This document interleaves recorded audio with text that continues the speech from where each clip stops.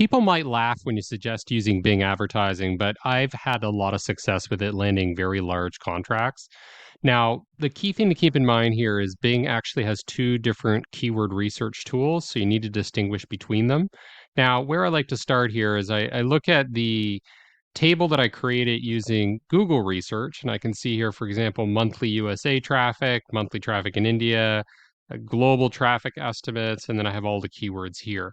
And then what I would do is I'd go into Microsoft Bing Webmaster Tools, and you're going to be asked to add your website here if you haven't already. Now, if you register with GoDaddy, it's going to be pretty easy to get that verified very quickly, but you're going to have to get verified in order to get access to this.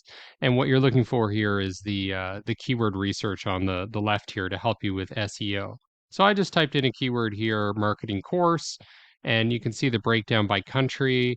There's also other related keywords that are added here. You can see the number of impressions, about 3,500, 6,000.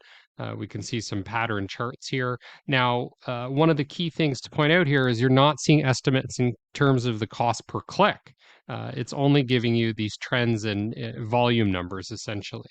So to get more detailed information, we need to go into Microsoft Advertising, go into Tools, and you'll see the keyword planner here.